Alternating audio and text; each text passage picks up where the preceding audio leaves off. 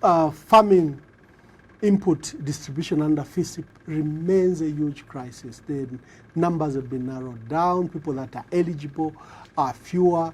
They keep on telling you that we have not changed the numbers. They are the same ones that we found under the PF, 1.1 million. But you will not see people sharing medals. This is a new phenomena of sharing farming inputs. It's only a new phenomena under the UPND. We have an economic crisis. You have a country without an economic recovery plan. They are relying on the 8th National Development Plan, a plan that we crafted, a plan that they found not at first draft or second draft, at final draft. It just needed a signature. So I guess they just changed where Edgar Lungu was in the forward, they just put Hakainde Hichilema. And where Dr. Waliang'andu was, they just put Msokotwane. So there's no economic blueprint to get out of the economic mess. The PF in 2020 December recognized, after going through various phases, number one, they did a debt distress test to establish our debt, to disclose our debt. This was done in conjunction with the International Monetary Fund and the World Bank. We established how much our debt was. We were transparent about it. The test revealed that we could be debt distressed and there was need to restructure our debt, especially that we had bullet payments due in 2022 and 2024 and 2025, for the 3 billion euro bond. And we're paying high interest rate for project loans that came from China, because remember, these are commercial loans from banks. They are not sovereign loans from the Republic of China. They were project finances from Exim Bank and Development Bank of China. So when the debt distress was done, we recognized we needed to restructure our debt. And our plan was very simple. Engage China to see how that debt can be restructured, and if possible, even seek a debt cancellation, because this was development aid. We're not funding people. We're not funding, we were funding infrastructure. And these are long-term, because the benefits come many years later, but we're paying for them now. So there was intention to restructure with China. And we hired Lazard Ferres of France, you remember, to now restructure our debt with Eurobond. Which was a failed project. How? So Lazard is still on the books. Lazard keeps on doing the book. So much money was spent on them and people are questioning the results. But Lazard is the one that has done all the work for even this new government. If they had failed, they would have been fired.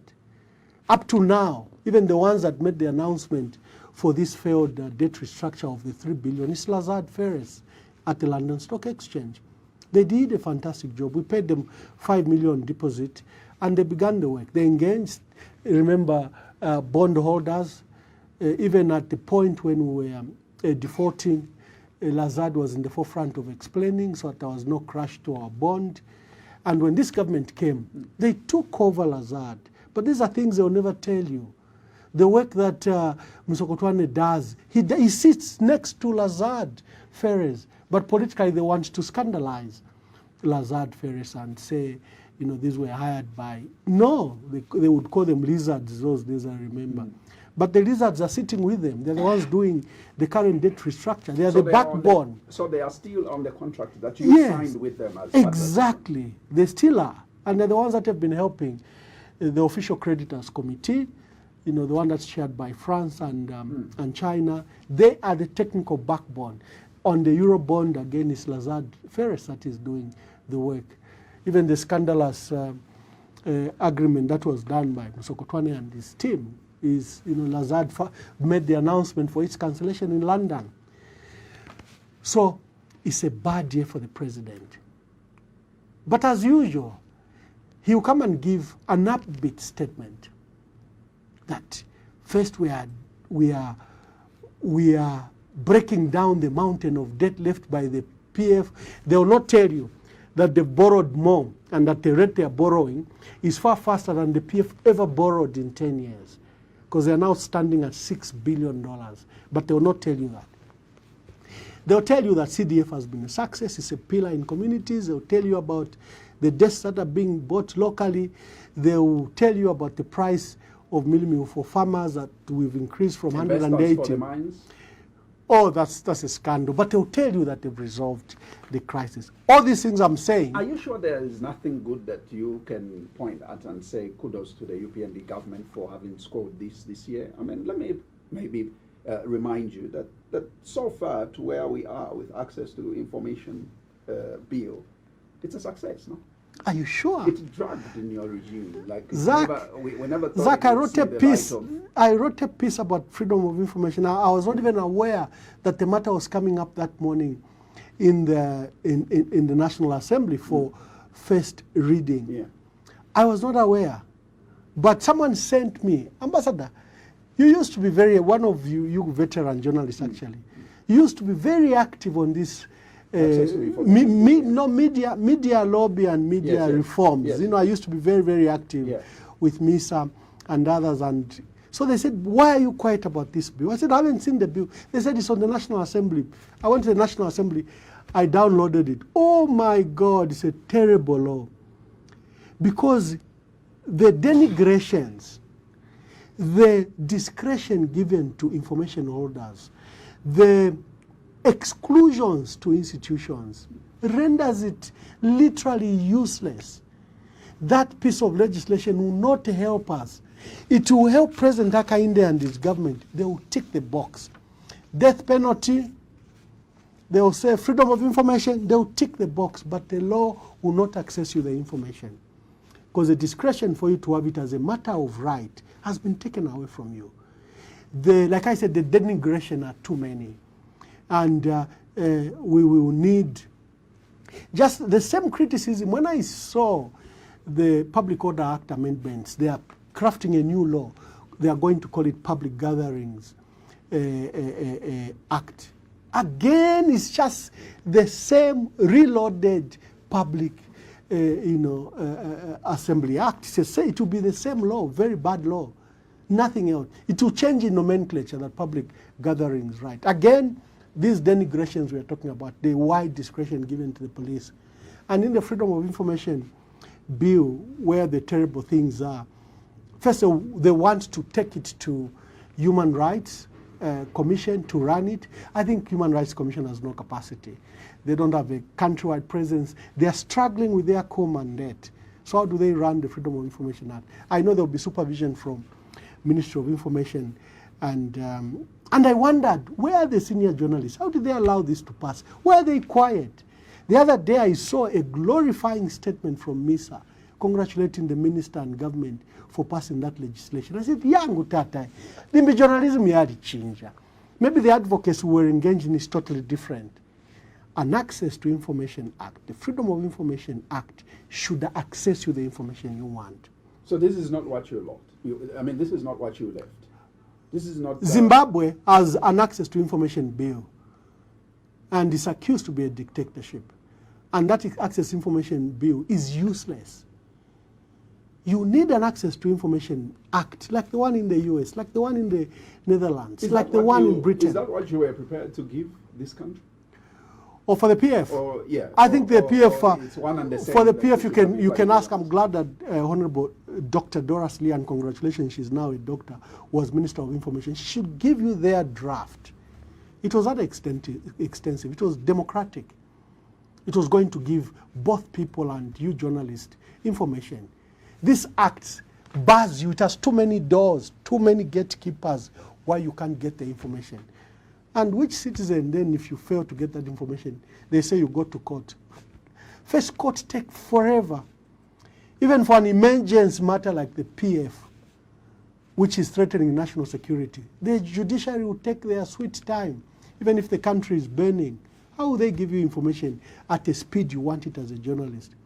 You deal with deadlines and periods, and your currency of information is how important it is now when the matter is topical. So by the time you're going to court and getting the information 2 years later, how will that be beneficial? How will that make government transparent? It's the same issue with CDF, okay? You take money from the police, from Ministry of Health, from other departments, and you lump them in CDF. And people that have never worked in government would think CDF is good. They'll say, you know what, PF mwaishire pa 1.6 million. But if we now Ikwela 25.6, now 28.6, and they say it's good. I was permanent secretary in the provinces. I'll ask you, where are the district budgets? Where are the provincial budgets? I'll ask you that question. Where are the departmental charges? Where are the departmental budgets at district level? As the national budget changed, Zach, where have they gotten the money to increase CDF?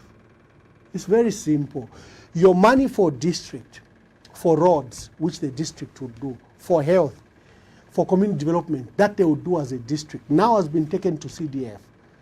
For bursaries, we have bursaries at district level to support children that are vulnerable, that are orphaned. This under community development, which is under the ministry. And there's a long queue there, you apply, you are given. So they take that budget and put it under CDF. Money for a police car, they put it under CDF. And they package it to you that it is, they brand it like it's a success. And when we criticize, we are saying decentralization is a policy, is a large policy. And CDF is a tiny component in the decentralization policy. And what we should exert our pressure and resources is not on CDF, but on the policy of decentralization. What should happen at a district? Who should provide education, health, development, communities, and social welfare? Who should at district level? You should devolve the powers from the ministries here in Lusaka, who keep on holding on to money, to resources, and to the power structures such as procurement, and take it at district level. That's what you need to. So that you must have noticed what we call absorption capacity. This is where we give you money, but you fail to spend. We are ending 2023.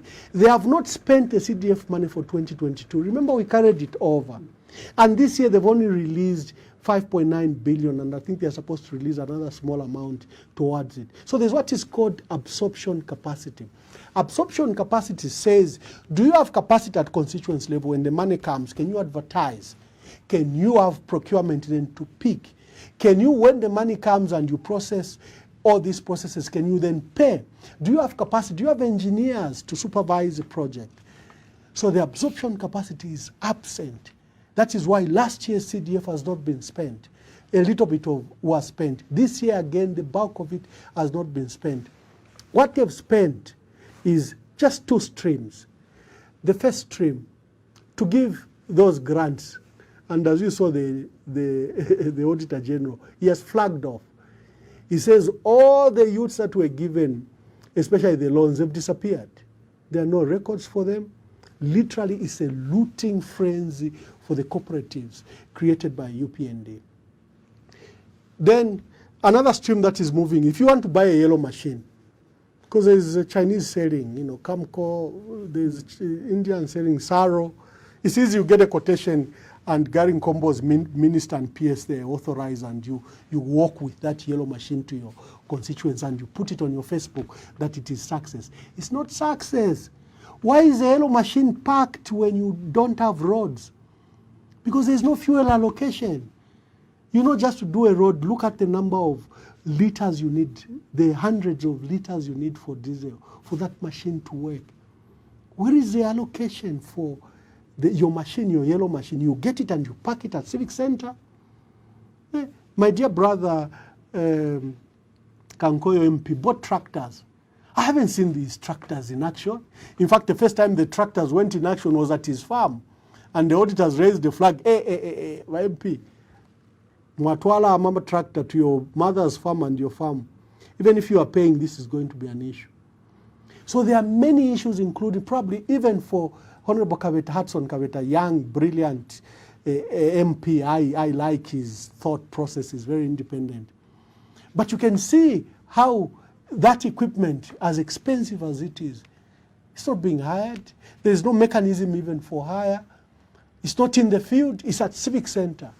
So when we say the CDF is not a success, that's what we mean, is that implement the decentralization policy. CDF is a small component. And understand what decentralization policy is. It's going to be easy. But they'll brand it as success. Another success they'll say is free education. We've provided desks and children that were at home are in school. Now, who provided free education? Now I would argue it is a PF. The amount was at 600 kwacha. That was a user fee parents used to pay. We reduced it to 150. We knocked off 450 kwacha. The UPND knocked off 150 kwacha because that's what we left and called it free education. Who has provided free education? The one that knocked out 450 kwacha or the one that knocked out 150? And for us, our support to clinics, to schools for their running of affairs was brilliant. The purpose at 150 was left was for them to run administratively, to have a grant. They can hire guards, pay electricity, deal with breakages, windows, detergents for the toilets, and run small things for laboratories. That was the purpose we left at 150. But we said our people need to have free access to education. So now you remove this 150, and your grants are 3,000 to a school per term. How do you pay for a guard in 300 kwacha? How do you pay for electricity in 300 kwacha? How do you meet school expenses and in administering the school? The purpose the PF left this 150, it was for that purpose, for schools to have some quick money, because the grant comes late and it's very little. There are big schools like Matero Boys, Kablonga, Libala. They'll receive out of this 150 because of the number of students. They'll have a budget of up to 1.2 million kwacha. But now you give them, they were running a budget of 1.2 million kwacha.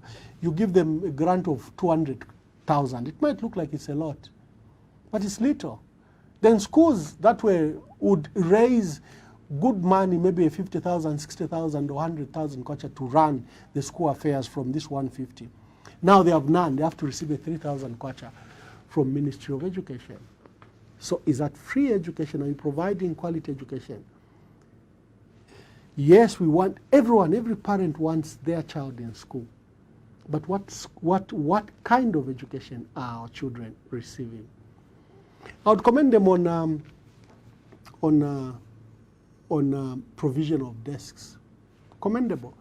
I personally have thought that we shouldn't be importing desks from China.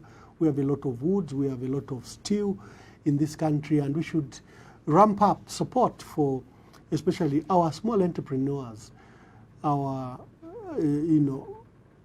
metal fabricators across the country should be doing that. But even there is procurement crisis.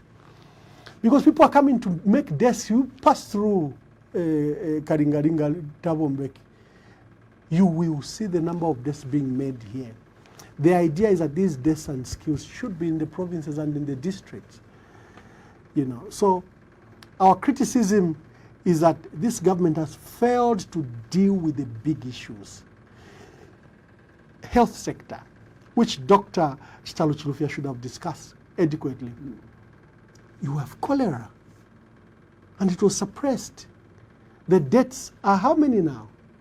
I'm told they are 72. They announced in the last 1 month, we've lost 35 or 36. But the total deaths since the outbreak came was 72. That's a huge number. PF would lose 9 lives. Soldiers would be on the streets. Vending would be stopped. Streets would be cleaned. Drainages would be opened. There will be a huge public awareness. You have 72 people that have died and it's quiet and silent. You have anthrax. People are dying from anthrax. And unheard of diseases. We used to know that this was a disease for animals. But it didn't become a zoological disease where it migrates to people. You have anthrax in Lusaka. It was unheard of. You have anthrax in Impika, unheard of. You have anthrax in Chipata. So you have a government sitting on beds and beds of crisis. This is the Thursday edition of The Burning Issue here on the Happy Wood of 5 FM radio. My guest is Ambassador Emmanuel Mwamba, who is the chairperson for information and publicity and spokesperson of the Patriotic Front.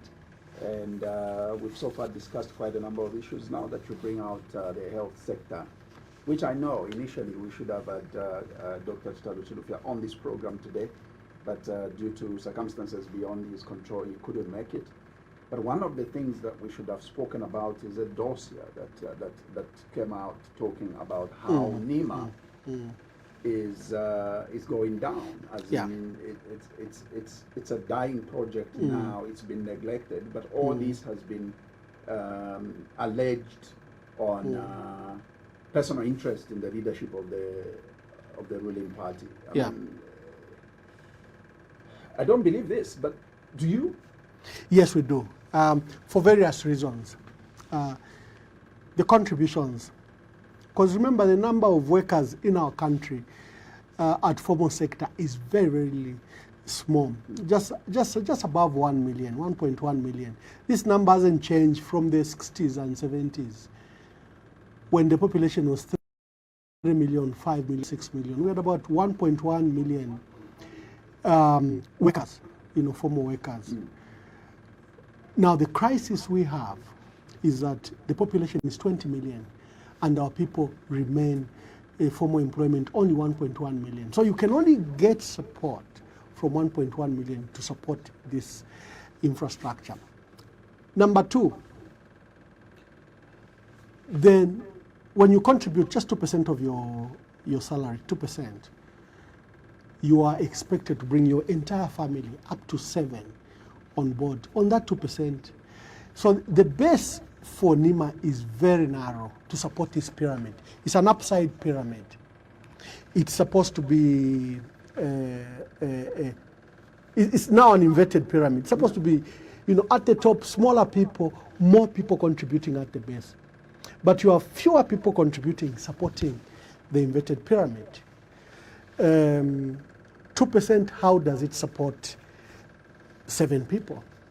It's not sustainable. Then there is a looting exercise going on by the private sector. That's what is happening, where there's overprescription, there's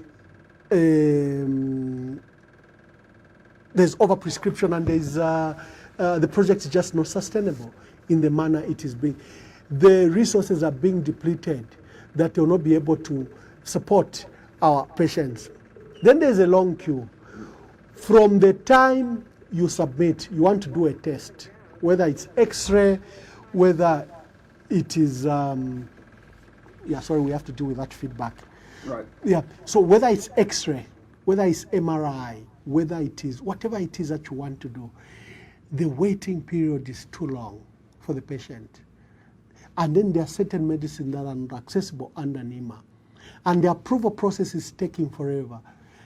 And the administrative issues, they are founders, experienced people that founded that NEMA, that went and got educated, got masters, how to do, a comprehensive national health policy like that. It's supposed to support universal coverage. All the 3 qualified ones have been fired just because they were employed previously by Dr. Chitalu Chilufya's ministry. No one has looked at their competence. No one has looked at their qualifications. And then you bring a tribal clique who are promoting tribalism, who they've sacrificed competence for tribalism. That's a crisis we have at NEMA. One of the distinguished doctors who was fired from there, who are in, a lot of people know because they come from a very well-known family, Dr. Kamanga, is now the chief consultant for setting up a similar NEMA in Liberia.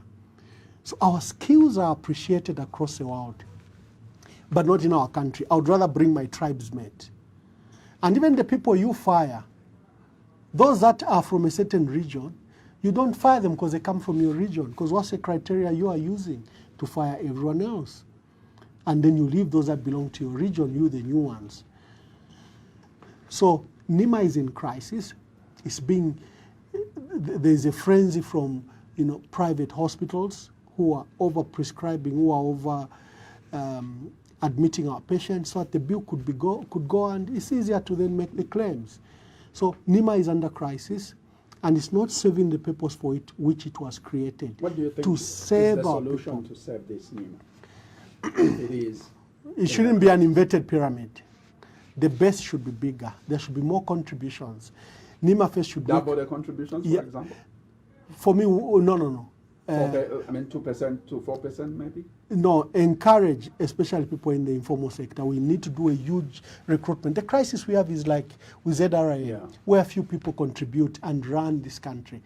That's why the salaries are high. I mean, the taxes are high for our workers. Because so ZRA only has one cash cow. How can it be done then to widen the base, the revenue base, especially if you push it towards informal sector? First, allow the professionals to run the entity. Don't hire them on the basis of tribe, because they are related to the minister or they are related to who. You don't do that. And the guy who comes also begins to do a page of his own. This is how we are destroying institutions, where we are forgoing meritocracy for mediocrity, replacing the meritocracy for mediocrity. Number two, there's need for an aggressive campaigns. All the institutions under the Minister of Health are not doing very well. All the regulatory organs are not doing well. Procurement. My question on NEMA, Ambassador, is how can we capture the informal sector? Zambians have more workers than the 1.1 million. So the bulk of the workers are in the informal sector. So you need to capture every worker. You make it mandatory. And there are many innovations. Let me give you an example of what His Excellency John Pombe Magufuli did in Tanzania. He went to the mobile companies and got these brilliant young boys to get through mobile companies, because that's the largest base you have. Like in Zambia, phones that are registered under the number are more than even our population. We have reached saturation. You use that base to make people pay. Then you eliminate if there is double payment or duplication of payment. From there, you do a reconciliation from there. And that's what Magufuli did, created a PIN number for your taxes and other fees, user fees like hospital fees or school fees, using the information available before mobile networks. We have to use similar schemes. We have to be extremely innovative to capture that huge. Even a person at the market has an income, has a phone, likely has a phone. And if there's huge awareness where people know that I can go to the hospital under NEMA and I don't have to worry. If there's no medicine, I'll buy under NEMA. If there's no X-ray, I'll go to a place where there's an X-ray.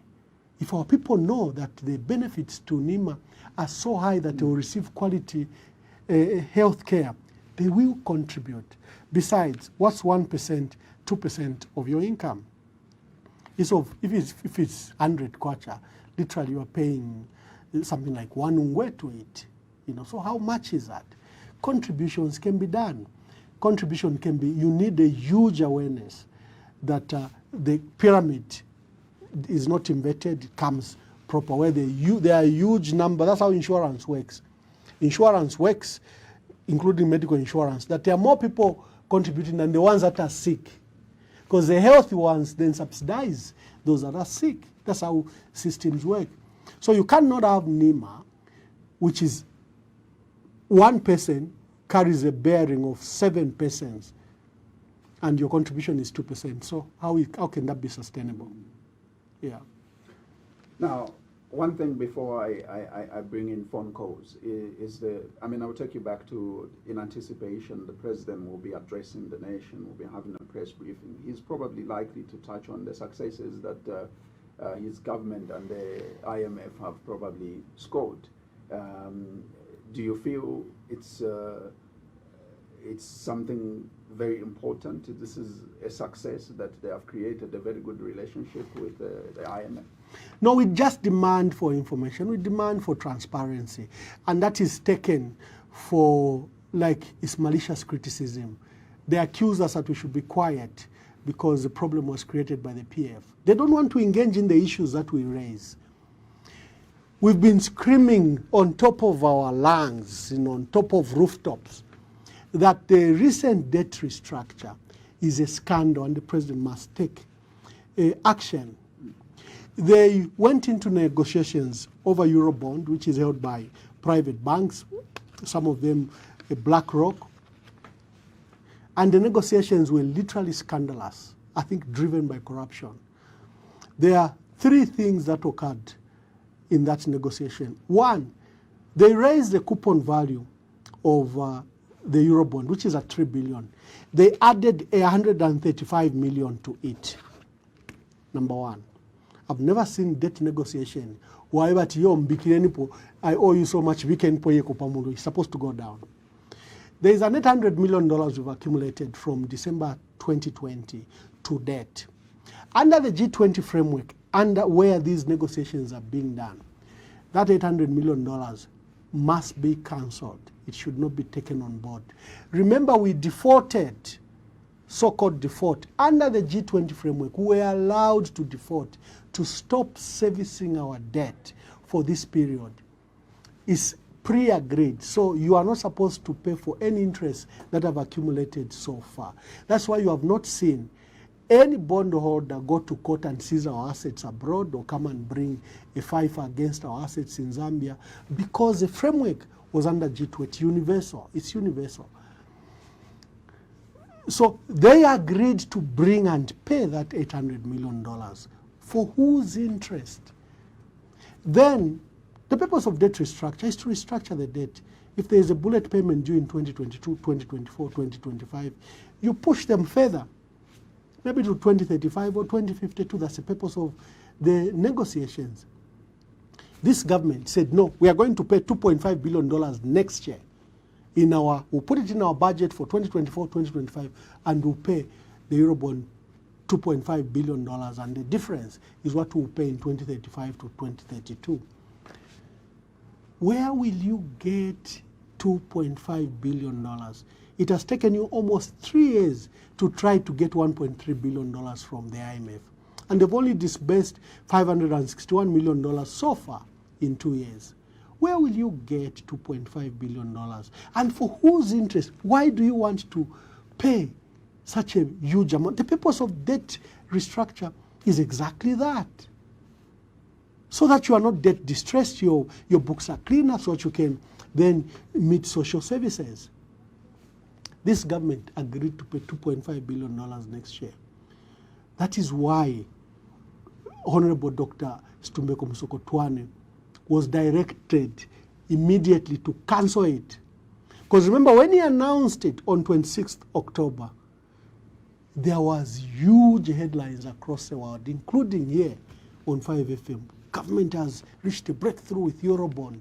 Dr. Musokotwane has announced that now the debt restructure is now complete because the major debt has now been restructured. The $6.3 billion with China and others, and this $3 billion. The ones remaining are very small minority debts, and it was called a milestone. 11 days later, we went with our tails between our legs to the London Stock Exchange to announce that the agreement that we had said is not an agreement. And we caused huge losses at the London Stock Exchange. Because what happened is, when we announced on 26 October, our Eurobond went to the roof because the terms were so favorable, everyone wanted to buy into our Eurobond. It reached the highest mark it has ever reached. A few days later, we are announcing its cancellation, and our Eurobond went below what it has ever traded at. In the banking and financial sector, that was one of the biggest scandals. That is why this matter was reported in London, in Paris, in New York. Here, our journalists were muted. I don't know, Zaki Mwamba Kalamba, Mwamba Fishwave. Maybe you were too quiet. But this was a big scandal. People made losses. Someone should be held accountable. Were you speculating on the markets? How can you enter into such a scandalous agreement?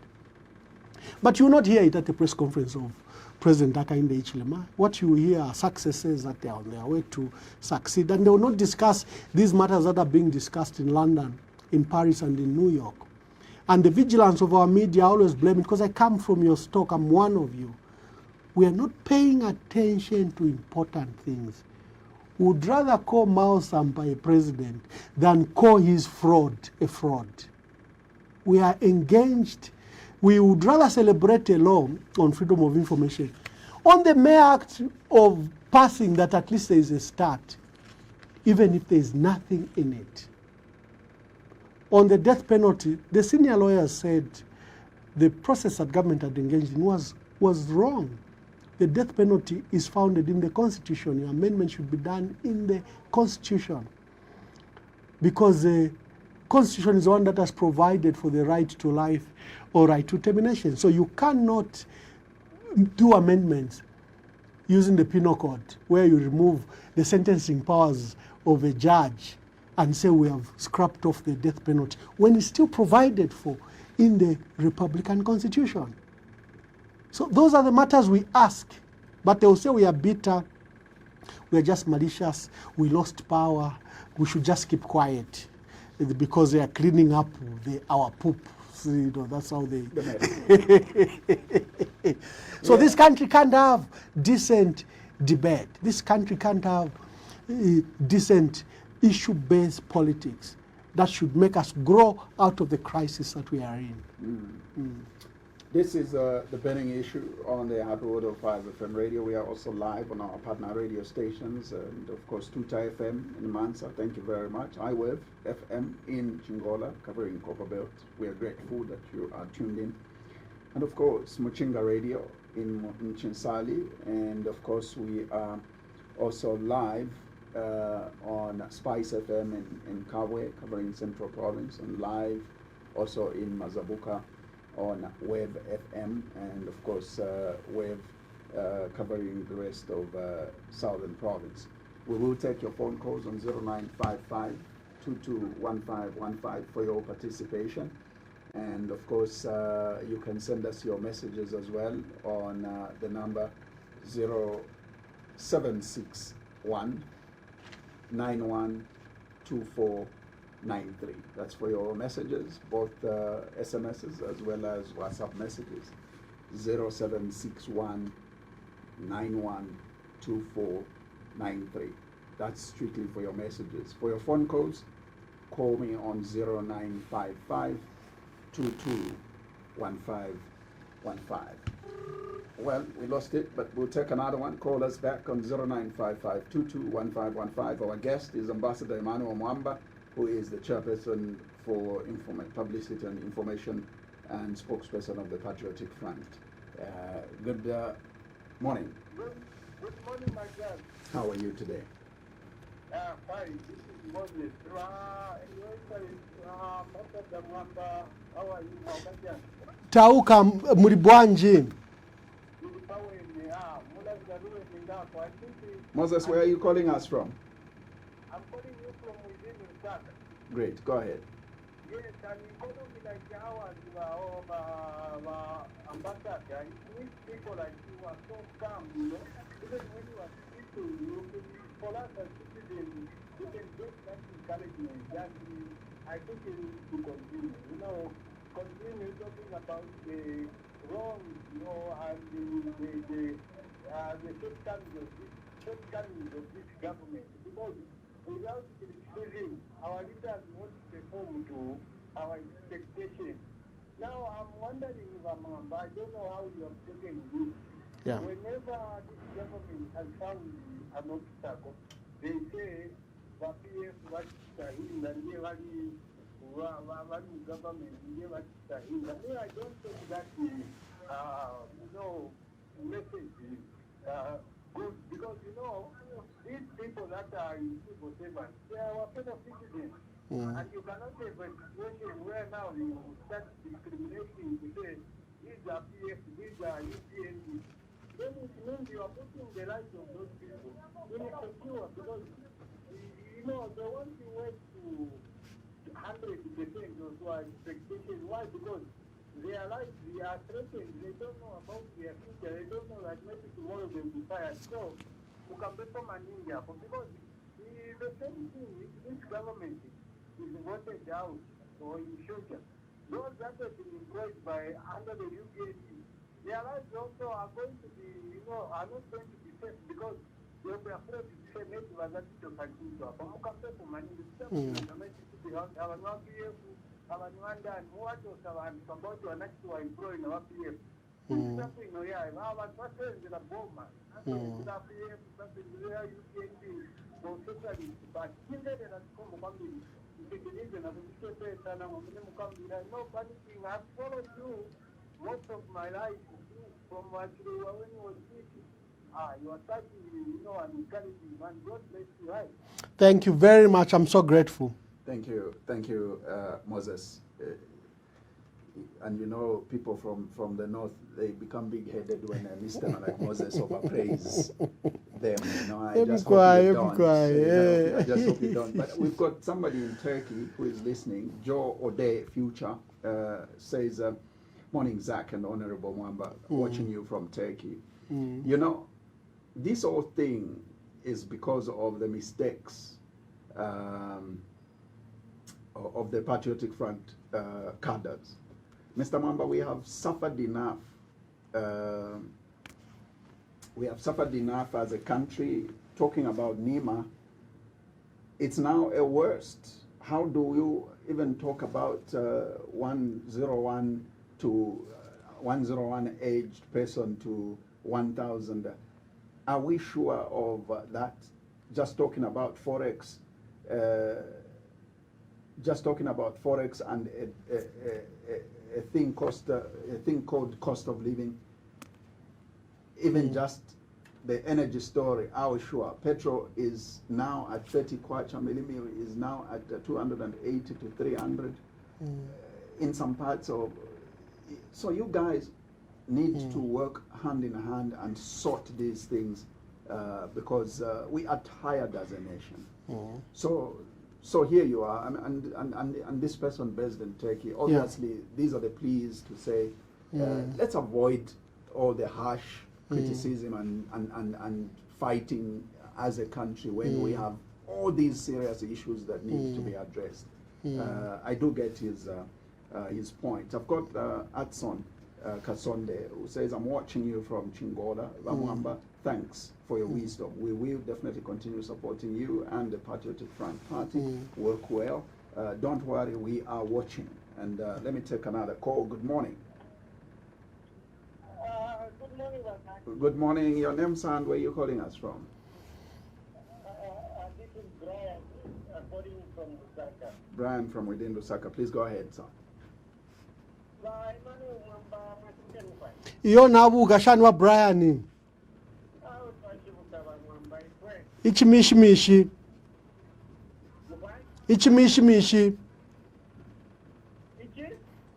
Christmas.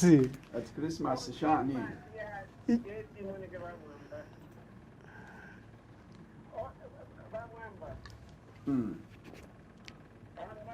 Iyo nde umfayama.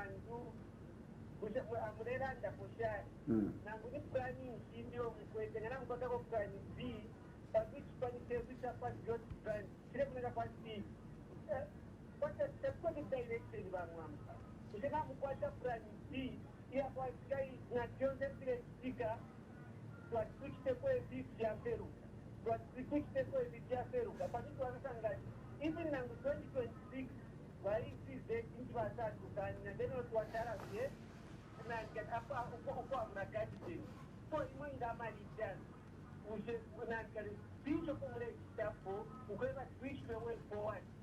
We should not what a plan B. Now, all in the bunker, never is a potential, but it's been secret.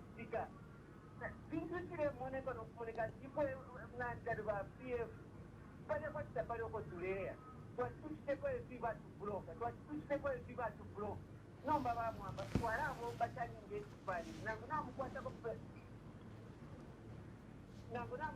brani indi nakozinga songa otakutatuchire zikava vamwamba twatwara kunomination vaisise vachipekijeki kumakoti durerorera tatishiwe so tweve ni direction yodwarako gavamwamba tatirepo kurupe chipanisezu cha pf so kana tuchenjere even in 2026 itasachikavesini vana chekuri kukahushi nakukwacha kwese tari vazivi mwamwe vamwamba so tweve iko direction yokodwaraya ukuchira iviti ekofiisintu mwana atiwapwachanga vantu avanesapota imwe.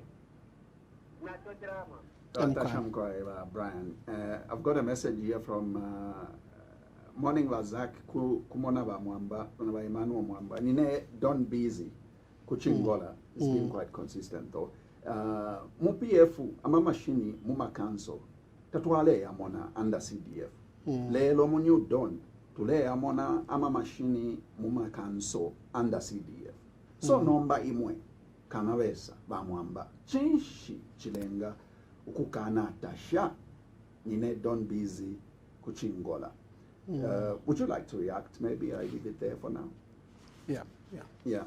No, I think we've got 3 callers. Let's start with Mr. Mbozi, who's blaming the Patriotic Front that we lost elections for peripheral issues such as cadarism, and political violence, maybe in by-elections. We didn't lose elections on bigger issues, such as, issues of development, because people can see the roads, the bridges, they can see the dams, the hospitals, the schools, they can see the airports, they can see the work that the Patriotic Front, the investment in power stations, so that we don't have load shedding. But why did we lose power? And he's blaming us that we didn't, for example, handle issues like cadarism, and here we were punished because he's bemoaning that now look at the monster that the people of Zambia brought, a monster that is devouring them. And he's given an example of civil servants that have been highly victimized. There are over 300 civil servants that have been parked at Public Service Management Division for the so-called redeployment. This is unprecedented. This is another number besides the ones they've fired. So you have people literally on 2 salaries, because you have directors, assistant directors, and senior managers that have been removed. And then they've brought, when we claim tribalism, this is what we mean, the new appointees. So you literally have 2 people, the new ones that they've brought on salary, and there were odd ones that they can't fire because civil service does protect themselves. This will be sooner or later. If you have seen even the policemen they fired are being either reinstated or being paid because of the manner they were doing it. So I agree with Mr. Mbozi that the PF lost power on peripheral issues, not on the major issues, and we're punished. And now we have a monster, leading us who really doesn't care about our people. The gentleman from Turkey puts the case of Nima very well. He says Nima was key to providing universal coverage for our people, that our people could afford health care. It was placed in their own hands to manage, and to hear the crises occurring at Nima, where prescription can be approved for many days. Ngaisa prescription insurali pola. Ngama test to fire. You might even have died by the time the authorities coming. Then the crisis that we have at the cancer diseases hospitals, again, where qualified staff were paged. Government spent millions of dollars to train these people. I was in South Africa. Every quarter, I would receive, a new lot of people that were coming for training, either to manage machines, either there were nurses that were being equipped to, because cancer diseases are are a new phenomena in Zambia, and you require special skills. Then we had a lot of doctors that were sent to Cape Town, to Australia, just to specialize in this. And most of them have been purged. Then when you look at the Zambia Medicine Regulatory Authority, rendered toothless, government decides to buy medicines from Egypt. These medicines are not registered in Zambia, and the medicines are forced on ZAMRA to approve. The approval processes for medicine is very, very tedious and long because they have to test it. They have to carry their own tests on people. Sometimes it takes up to a year. But you have this introduction of medicines. Because of the corruption at the top, they buy medicines worth $70 million.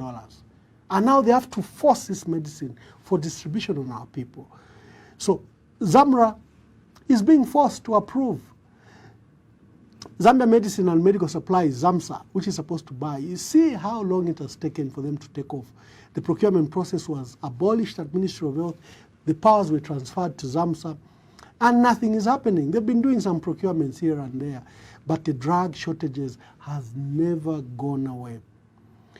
And on regulatory authorities, this is what we are talking about even on the Biosafety Agency, where we know that they are importing mealie meal, pre-packed mealie meal from South Africa. We know that mealie meal from maize or mealie meal from South Africa is GMO. We know that because South Africa, the entire South Africa has been segmented as a GMO area. So even if I grow non-GMO maize, my neighbor, I can't control what my neighbor will grow.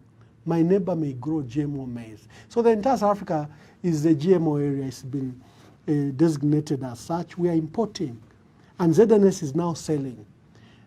Our dear brother Thomas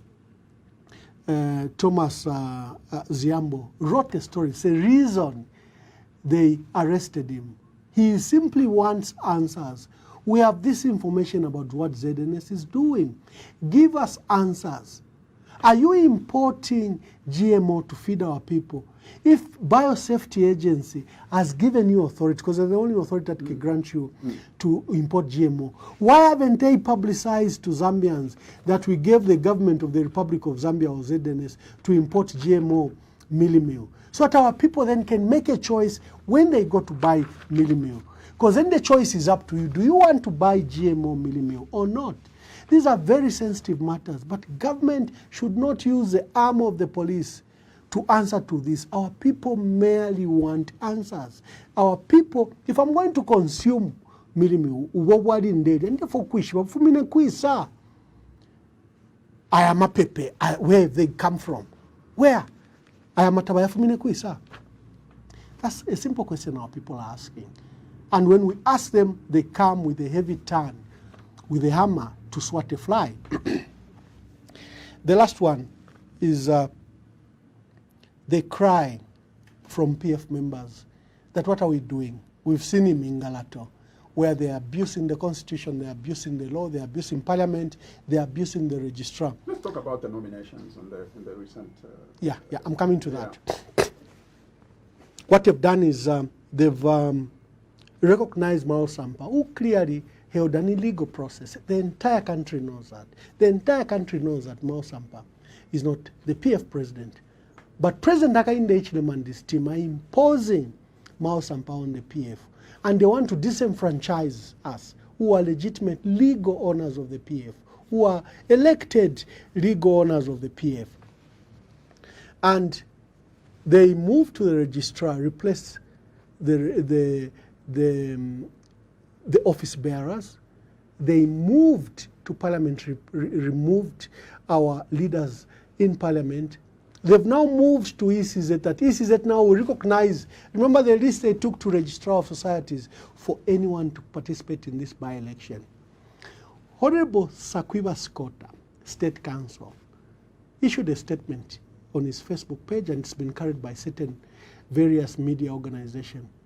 He has called on the Chief Justice, Dr. Mwamba Malila, who's a renowned human rights lawyer. He says the tension occurring at the PF, where you are failing to resolve this matter, the tension in the PF is threatening national security. because you've allowed illegalities after illegalities to now even the police to protect an illegality in Mwamba, to allow Parliament to protect an illegality in Mwamba, to allow the Registrar of Society to protect an illegality. What you have done, you've gone to the core issues of our country, of peace and security, rule of law, and constitutionalism. Where are your judges? Why aren't they attending to this matter? Bremna Changala, well-renowned civil society activist. Bremna took on the PF, took on Edgar Lungu. He's one of those critical voices that helped the UPND to win elections. Again, he has called on President Hakainde Hichilema to stop what he's doing because he's endangering national security. Because he's not fighting the PF, he's breaking the constitution, he's breaking the laws of Zambia, and he's enabling an illegality to occur. Then we have our people. We had Mayembe ward elections in Chinsali. We had Kapamba by-election in Mpika, and we had Kayo in Mwansa-Wombwe. And now we have two certificates, one signed by Mwamba, an illegality, even if they've enabled him as a legal one, and the one signed by Edgar Lungu and Raphael Nakachinda. And they declared our candidates illegal on that premise. And the disqualification of our candidates is actually even illegal, because our candidates filed, their nomination papers were successful. They even went outside, you saw the celebrations. At the end of the day, they were called that, no, now we are closing nominations. There's no such thing in the Constitution or in the Electoral Process Act. In the Electoral Process Act and in the law, what is provided for? If I submit, like it happened in Kwacha and Kabushi, they should be able to say, Honorable Malanji, after scrutinizing your papers and reading Article 72 as directed by ECZ, you are not eligible to stand in this election. I've seen your papers, but you do not qualify. I therefore disqualify you. That's what happens. You don't disqualify or qualify few hours later. It's not provided for in the law. We have complained about ECZ. Look at the composition. The entire composition of commissioners. Look at it. They now employed a director, they call him Chief Electoral Officer, a man that faced criminal offenses in 2016 for tampering with the register, tampering. There were criminal offenses against him. And they were only withdrawn on the understanding that he will resign. He's a person with such a tainted record you bring as boss of ECZ. So you have commissioners, they are UPND, and just from almost all of them from one section of our country. And then you have a CEO, again, who's been accused that there are certain things he was doing for the UPND that end him, criminal allegations and the dismissal in 2016. These are very serious matters. It shows that we'll not have free and fair elections in 2026. Can you guarantee peace? Can you guarantee law and order with such an ECZ commission? Can you guarantee that this country can have free and fair elections?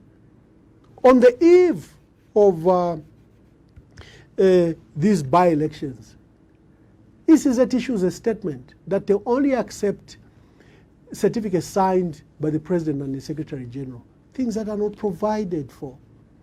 Ward elections is our ward officials' constituents, depending on what is provided for in your constitution that is provided for.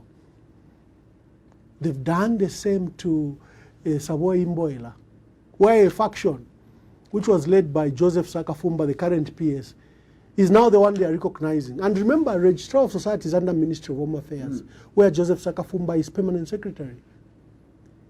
And now they are recognizing an illegal entity as the owners of NDC, despite these matters being in court. Zach, we have a nation in crisis. And when you ask a UPN, they'll tell you, what crisis? There's no crisis. You tell them the exchange rate at our PF Mwafshilepa 23. You give them evidence that actually President Hakainde found the exchange rate at 16. They'll say, no, Mwafshilepa 23. Ubungana budu, that you are lazy. That's why, if you become a farmer, you benefit from the price. They are dismissive. Sakwiba Scotta, Brebna Changala, the church in their pastoral letter that was issued in November, they say, President, what you are doing is you are endangering national security. You are endangering our peace by promoting illegalities and the rule of law. What is the answer from them? No, PF balelo afibeka. Mao Sampa, fya convention yabo na bena Edgar Lungu. Even when they are the ones designing this illegality, they are the ones implementing these illegalities. If it was an internal fight, why are they interfering with the registrar of societies? Why are they interfering with the courts of law? Up to now, we don't have an injunction that we asked for in October. An injunction by law. And expel them, please? What's the status? Can you imagine? Look at the extent of the lawlessness. Where a non-PF member... There's confidence that these are looming by-elections next month. True. That's the extent. And what are you doing about it? That's the extent of lawlessness our people face, our country face. That you can have a non-PF member in Morgan Ingona expel our MPs that were elected by our people. Look at that lawlessness. Morgan Ingona is not PF. Well, okay, but because President Hakainde Hichilema has allowed him. Ambassador Mwamba, the reality now is that those are the recognized. It's an alternative reality. They are risking this country. And my question is, how are you dealing with what is reality now? No, we will. If the reality has been imposed at the moment, you have to succumb to this. President Edgar Lungu said a very fundamental statement. He says to our members, the problem that has been thrust before us, where you have UPND and President Hakainde Hichilema trying to impose a leadership on the PF, an opposition party. The problem is legal, which we are doing. We've gone to courts. Okay? You have an injunction pending on a judge's desk. The law says within 7 days deal with the injunction. That's what the law provides. That's what Supreme Court regulation provides. We are going in the 3rd month. So look at the lawlessness at the judiciary. We take Mao Sampa, because at the time he was writing those letters, he was an expelled member, a suspended member. So he can't use our stationery. He can't use any of our documents. We've said this is fraud by law. We don't know who's given him these letterheads. He's not even supposed to sign those letters. Him and Morgan Ingona have committed an offense. Let's prosecute them for that fraud. You have a DPP who comes and writes a letter to discontinue those matters using 2 reasons. The first reason, he says, because there are matters in the High Court, civil matters. Any basic lawyer knows, any basic law student knows that criminal matters take precedence. The DPP has abused his powers. He knows that criminal proceedings take precedence in this country. Secondly, they can run parallel with civil proceedings. But he abandons the law, he abandons the constitution, he abandons supreme regulations and discontinued the matter. Secondly, on his nomination, on his ratification and affirmation when President Hakainde Hichilema, Mao Sampa stood in Parliament and announced, you've seen the video, that I'm supporting Gilbert. Gilbert is a friend of mine, is a personal friend of mine, and is my lawyer. What was required by the DPP? Gilbert, in this case, in reference to the DPP? Yeah, the DPP, right. Gilbert Pires, when it was being ratified. You've seen the video. We can play it here, where our people can hear Mao Sampa declaring that as an MP, Matero MP, is going to support the nomination of Gilbert as a DPP because Gilbert is his personal friend. He knows his integrity. Now, what was expected of the DPP is to declare interest. Declare, say, no, Mao Sampa is a friend of mine. Maybe this file should be handled by my deputy or by another public prosecutor. That's what should have happened. You have criminality going on everywhere, whether it's at the judiciary, whether it's at the DPP's office, whether it's in Parliament. That is why when the Conference of Catholic Bishops, when Evangelical Fellowship of Zambia and when the Christian Council of Churches in Zambia say, Mr. President, you are perpetrating illegalities and you are actually threatening national peace and security, the IG should not be issuing statements to us threatening us. The IG should be issuing statements to his president and the UPND who are facilitating this illegality, which is abusing the rule of law. We asked for a subpoena of the court register, of our office bearers register. We wanted to prove that Honorable Nelly Muti, as Speaker of the National Assembly, had committed atrocities by changing the leaders in Parliament, because she announced to the country that she changed and made that decision based on a letter from Morgan Ingona and on the status of office bearers at the registrar's office. The registrar provided the genuine list of office bearers.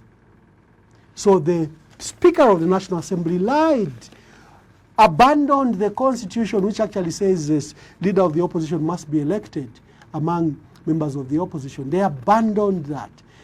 She lied that she made the changes based on the status at the Registrar of Society. When the subpoena that required that this matter, the registrar gives us these documents, was now made public, they removed the Registrar of Societies, Madam Tandiwe Piri Muhende, from our office. You have these illegalities going on everywhere. Can I give you some And messages? the matter is before, one of the matters is before Judge Timothy Katenekwa. And from our knowledge and understanding, he's been made to discontinue those matters, and we are told now he's going into retirement. There is a lot of things happening in this country. The damage that President Hakainde Hichilema is doing to democratic and autonomous independent institutions will far last beyond him. We have seen previous governments, FICO, do this, but they've never gone to the abuse of the Constitution. They've never gone to abusing the rule of law. You never saw Nevas Mwamba fighting with our dear brother Felix Mtati, and government actively involved in it. Matters were in court. Nevas Mwamba won all the cases that he took to court. Of course, there was lapse of time, but he won all court cases, Not this government. This government is going to the judiciary. This government is going to the DPP's office. This government is going to Parliament. This government is disregarding the Constitution. So when eminent people, voices of reason in this country, blow the whistle that you are endangering national peace and security, that's what they mean. Because government is perpetrating lawlessness. Government is perpetrating the abuse of the law. And so when our members cry that, Ambassador, what are you doing about it? What do people expect us to do when it's government perpetrating the lawlessness? Some people are looking at the case that this is Malsampa. It's not Malsampa we're fighting. We're fighting President Hakainde Hichilema is the one perpetrating, enabling and allowing this. All institutions have been enabled to support an illegality. It's not Malsampa. Malsampa is merely a pawn in the quest to destroy the PF and to destroy democracy in this country, to make him the only standing credible leader in 2026. Let me give you some more messages. Thank you. One here. It says, good morning, Ambassador and moderator. Although I just tuned in 10 minutes ago, but I think that what Mr. Mwamba has been saying is making a lot of sense. Now, my question is, recently a UPND official, is it Mr. Hachombwa, accused civil servants inclined to the Patriotic Front Party of derailing the ruling party's progress on delivery of development and services to the people. What is your reaction to such allegations? Are these workers using two sets of systems, policies, one of the Patriotic Front and the other of the UPND? How long are the UPND going to heap the blame on the former ruling party? Let me quickly also give you this one. This one says, it's from Mazabuka. Bamwamba, tell this government that there are no drugs in hospitals, high cost of living, no salary increments in in the private sector. The Minister of Labour, she is just drinking tea. Here in Mazabuka, the company which is named here, but I won't name it, where this gentleman who sent the text working for says employees are working under toxic conditions of service. No salary increments for 3 years. No PPEs for employees. Accidents after accidents. No contracts whatsoever. This is Cisse from Mazabuka. Let's see if I can give you just 2 last calls. I'm taking 2 last calls. Good morning, your name and where you calling us from? Jackie, good morning. Morning, how are you? I'm all right, thank you. Great. Your name, sir, and where you calling us from? I'm calling you from Chilulu here in Lusaka. Great. Mangala, senior citizen. Those are my names. Yes, Mr. Mwangala, please go ahead and be brief because you are our second last caller, right? Yes. Your Excellency, Emmanuel Mwamba, good morning. Good morning, sir. Bampundu mulishani. Quite detail we know. Litumez shangwe. You see, each time Ambassador listen to you, it gives me a lot of confidence. And I think the same goal for our members. They draw a lot of confidence in whatever you say. But like the other caller saying, for how long are we going to hold on? For how long? Because we are also spectators to whatever is happening. And we feel definitely so agitated like what would wish anything to happen. But the thing is, why can't you deal with these courts directly? Or seek any assistance from our partners around here? What are they saying?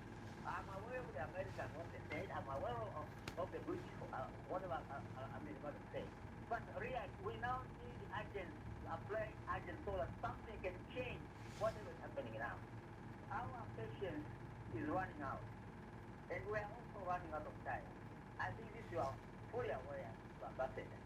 Our people are receiving calls from Shabumba all over. See, what is happening? When shall we breathe peace? When shall we some kind of confidence that something is about to happen? These are our people all over. So I just want to hear, from you, what you can say is been told that it's good. Thank you. Thank you very much. Thank you very much. Let me also maybe quickly just read, not necessarily that you can respond to all of them, but to read out the thoughts of our listeners. Good morning, Zach and Mr. Mwamba. Sir, you are speaking very well, but I disagree with you for free education. In PF, we were actually paying 200 kwacha, not 150, sir. Here, someone brought free education, not paying anything. Bamwamba, Chishinka Nchamuse, I think he meant to say. So this is HH7 for life. This is Hastings Kuchalala. Thank you very much, Hastings, for that message. Let me also quickly give you another one. Good morning, Mr. Moderator and Ambassador Mwamba. Although, okay, I think we read this one. But quickly, maybe you can respond to Mr. Mwangala. Oh, thank you very much. Yeah. And the gentleman, let's start with Mr.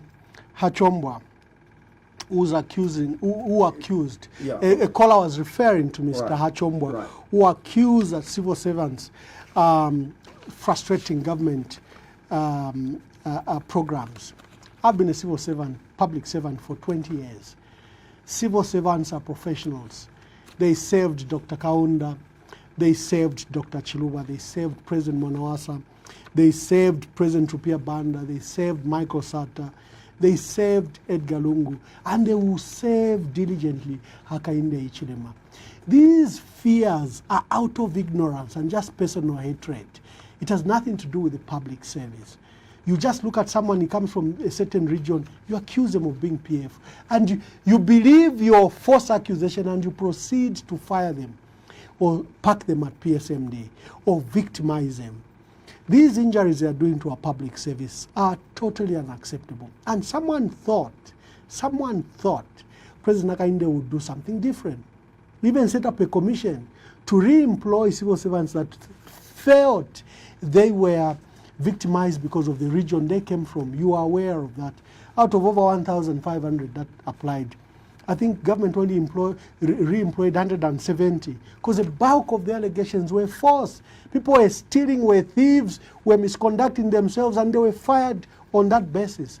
And President Hakainde Hichilema's own commission demonstrates that.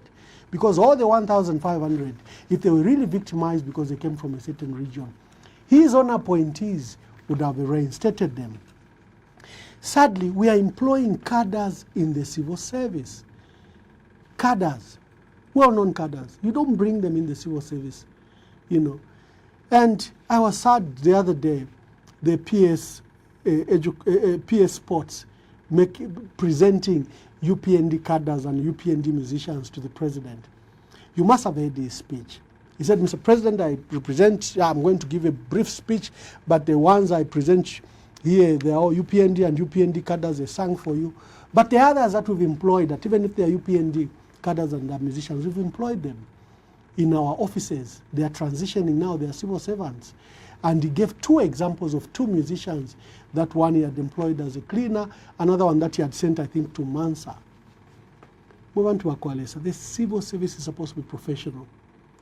And you're supposed to advertise those positions. They are eligible. Zambians are eligible to apply. So when will Zambians get employed? You have to belong to a party for you to get a government job? No. So the remarks by this scholar is right. And let me give an example of my Minister of Health, Honorable Sylvia Masebo. She's quick to go and see who has stolen the Panadol. But her bosses are not dealing with the big scandals at her ministry. $70 million of medicines not approved by Zamra, brought from Egypt. And they want to even to cover it as a government-to-government arrangement, when it is not. The records show that it is not. There's $100 million for infectious diseases hospital, where the contractor accused the minister of soliciting a bribe. But she would rather go and chase a Panadol that a pharmacist hasn't dispensed. For me, I would rather deal with these millions of dollars of procurement. You have procurement of medicines that have been recalled. Those are the issues we should deal with. Always you are accusing someone. A civil servant should be the fall guy for your own corruption. There is critical shortages of medicine, not because the pharmacist is stealing Panadol, but because you have not bought the medicines. You know. The other caller from is it Mazabuka or Monze? Yeah, Mazabuka. Who says, first, our salaries have not been increased for 3 years. Look at the cost of living. Look at the nutrition basket, the food and nutritional basket. It says you need about 9,300 kwacha.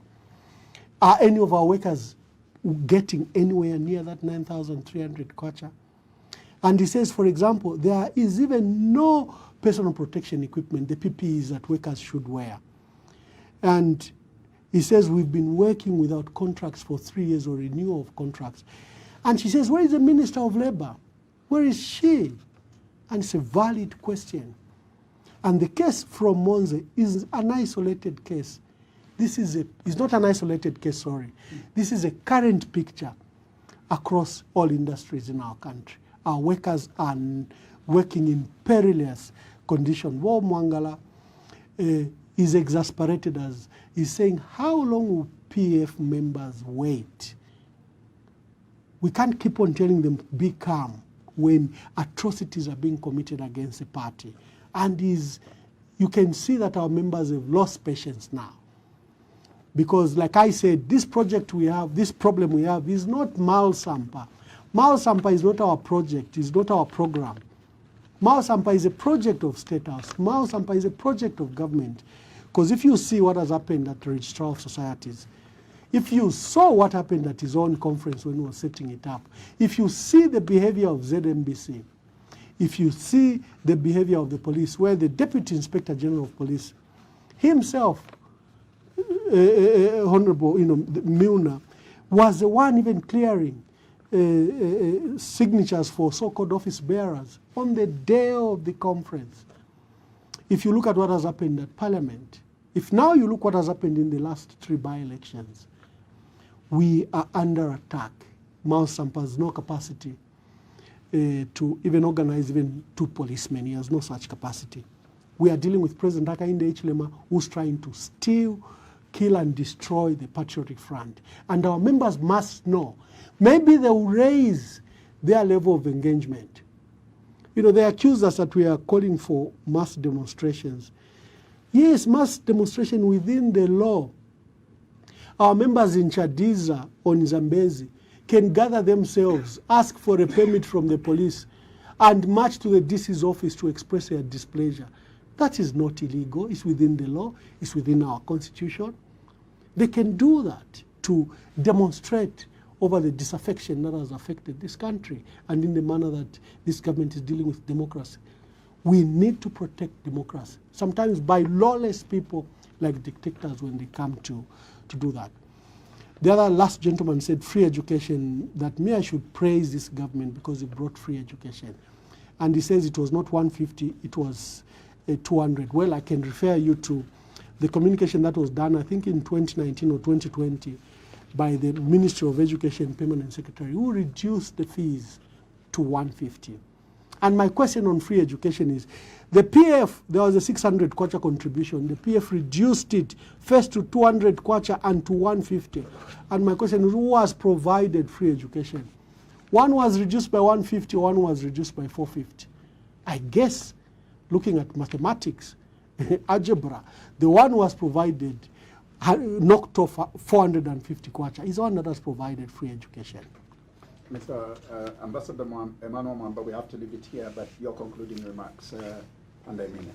Thank you very much, and to our supporters, like I've stated, that you can show your disaffection, you can show that you're not happy with this government using lawful means. You can get a permit, you can march to a district, a DC's office, district commissioner's office, you can march to a mayor's office, and you can carry placard. It's within the law. There's nothing illegal. While our lawyers are busy, we politicians must do the politics. We must go, even a lone protest to State House, and protest against the machinations being perpetrated by President Hakainde Hichilema. It's not outside the law. It's within the law. There are things we should do politically. We should participate in every by-election. When they disqualify us, Zambians will see what these institutions have been rendered. We understand that the Patriotic Front has, well, seems like they are willing not to go ahead and proceed with these court cases, but then channel energies into endorsing the Socialist Party for 2026. How true is that? You know why President Hakainde Hichilema is doing what he's doing against the PF? He recognizes it's the largest political party in this country. He recognizes it has a countrywide presence. He recognizes 2.5 years later the party remains intact. Even the machinations have tried with Mao Sampa. 2.5 months later, Mao Sampa still has no following, no presence, no support. They know how intact the PF is. So they want to push it to a corner where they will have the PF under Mao Sampa come in alliance with the PF so that the PF doesn't have a candidate. We know their immediate plans and their long-term plans.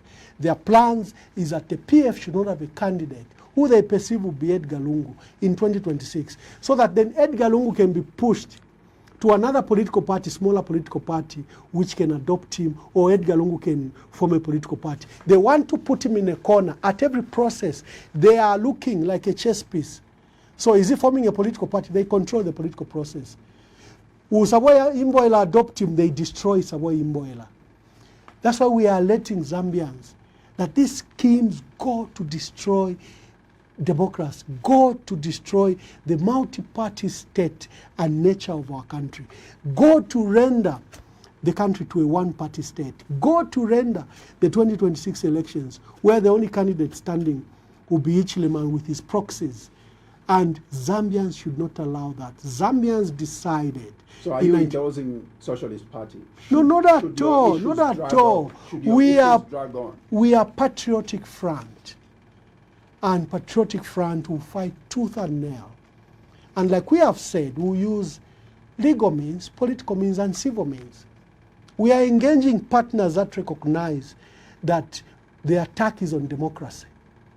Democracy doesn't affect us, it affects everyone. We'll engage citizens. Let me poke democracy. You may not like us as PF, but what they are doing, they are destroying democracy.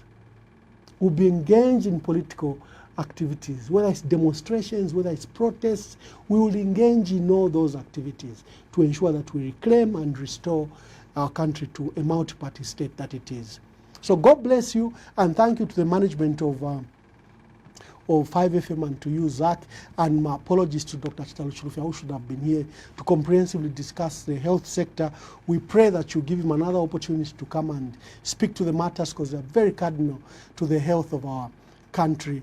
And to dear listeners, the callers, thank you very much, Bob Mwangala, Litumeza Uhulu, and to all the guys, colleagues that called. And let's soldier on. We have a right and we have to protect our democracy. So God bless you. God bless you all. And good luck to